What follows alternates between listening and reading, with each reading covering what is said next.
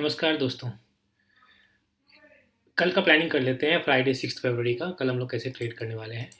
ये है bank Nifty का चार्ट। बैंक निफ्टी ने आज क्या किया था, थोड़ा सा गैप गैप अप देखे और वहाँ से सेलिंग किया, ब्रीच किया प्रीवियस डे का क्लोजिंग को, एंड देन रिट्रेसमेंट करके फिर से नीचे गया और फिर 60,000 का सपोर्ट लेके फिर से थोड़ा सा यहाँ पे कंसोलिडेट किया, फिर से उसको थोड़ा सा ब्रीच किया, फिर से कंसोलिडेट किया, फिर फाइनली ब्रीच करके फिर 60,000 के ऊपर क्लोज किया। ठीक है, ये बैंक निफ्टी का चार्ट है। और अगर निफ्टी का भी देखेंगे तो निफ्टी का भी ऑलमोस्ट सेम ही तरह का चार्ट बना हुआ है। सिर्फ निफ्टी में जिस तरह का ये लास्ट में बैंक निफ्टी ने ये थोड़ा सा ज़्यादा मूव किया है, तो निफ्टी ने थोड़ा कम मूव किया, लेकिन फाइनली ये यहाँ से यहाँ तक कंसोलिडेट किया था। इनफैक्ट एक बेस बनाया, फाइनली उसको भी ब्रीच किया और फिर जाके रिट्रेसमेंट करके ऊपर गया। और ये जब बेस बना रहा था निफ्टी, तो bank Nifty slowly staggered manner में नीचे ही जा रहा था। ठीक है, ये है difference and similarities between Nifty and bank Nifty.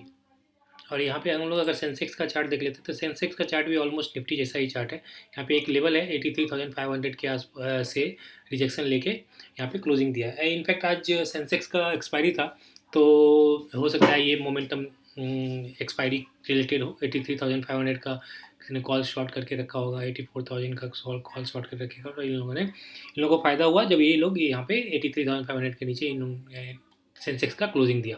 ठीक है, अब समझते हैं हम लोग कैसे ट्रेड करेंगे। तो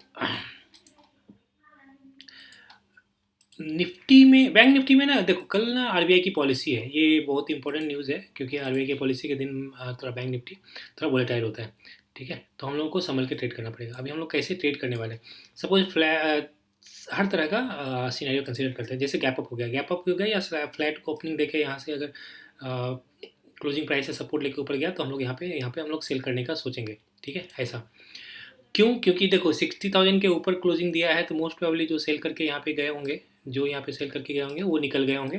ठीक है, कुछ नए बायर्स आ गए होंगे यहाँ पे, जो मेरे को यहाँ पे दिख रहा है, कुछ बायर्स आ गए होंगे। तो अगर ये सपोर्ट लेके ऊपर जाता है, ऊपर में सेलर्स है नहीं, नीचे बायर्स हैं, तो उसको टारगेट करने के लिए नीचे आ सकता है। ये हो गया। फ्लैट ओपनिंग देके अगर नीचे आ गया, ठीक है, तो हम लोगों को नीचे, क्योंकि नीचे भी बायर्स नहीं है, क्यों? क्योंकि ये पे ऐसा ब्रेकडाउन देके ऊपर गया लास्ट में, तो नीचे भी बायर्स नहीं है। तो अगर सीधा नीचे आएगा तो बायर्स है ही नहीं, तो यहाँ पे सेलिंग देख के और कल का सेलिंग देख के सेलर्स आने लगेंगे, तो हम लोग यहाँ पे बाय का एक ट्रेड ले सकते हैं। ठीक है, ये हो गया। ये फ्लैट का ओपनिंग हो गया। फ्लैट और गैप अप में ऑलमोस्ट सेम ही रहेगा। अब आ जाते हैं हम लोग गैप डाउन पे। गैप डाउन में अगर गैप डाउन इस लेवल के नीचे नहीं हुआ, ठीक है, इस लेवल के नीचे नहीं हुआ, तो थोड़ा सा गैप डाउन में देखेंगे, अगर ये इसने क्लोजिंग प्राइस का रिजेक्शन लेके और थोड़ा सा ब्रेक डाउन अगर दे दिया, तो हम लोग ब्रेक डाउन के बाद एक बाय का ट्रेड ले सकते हैं। तो मेजोरिटी ऑफ केसेस में मेरे को ऐसा दिख रहा है कि मेरे को बाय साइड का ट्रेड लेना चाहिए। फ्लैट में और गैप डाउन में अगर नीचे मिलता है, ये लेवल है, मतलब 59,900 और 60,000 के बीच में कहीं पे मिलता है, तो एक ब्रेक डाउन के बाद हम लोग बाय का ट्रेड ले सकते हैं। ठीक है, ऊपर में हम लोगों को सेल करना पड़ेगा, क्योंकि ऊपर में सेलर्स के स्टॉप लॉस नहीं है। हाँ, लेकिन देख के सेल करना पड़ेगा, और कल देख के ही ट्रेड करना पड़ेगा, क्योंकि आरबीआई की पॉलिसी है, तो मार्केट वोलेटाइल रह सकता है।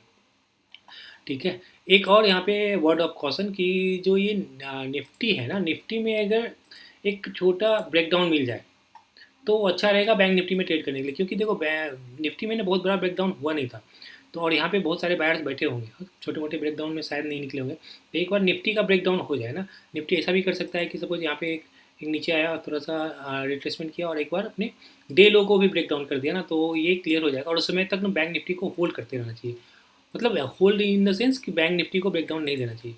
तो अगर ऐसा दिखेगा तो इसका मतलब कि बैंक निफ्टी में स्ट्रेंथ है, तो हम लोग वहाँ पे बाय कर सकते हैं। एक सिनेरियो ये हो सकता है। ठीक है, तो हमारा बाय साइड का प्रेफरेंस रहेगा। जितने भी हम लोगों ने केसेस सिनेरियोज डिस्कस किए, उसमें से कुछ भी रहेगा तो हम लोग बाय कर सकते हैं। फ्लैट में अगर ऊपर जाने लगता है, तो हम लोगों को देख के एक बार सेल करने की कोशिश करनी है।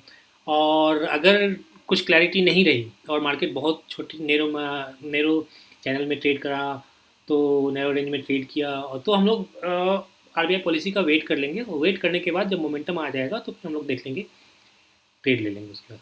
ठीक है, ये है कल का प्लानिंग। आज के लिए इतना ही, मिलते हैं अगले वीडियो में। Thanks for watching.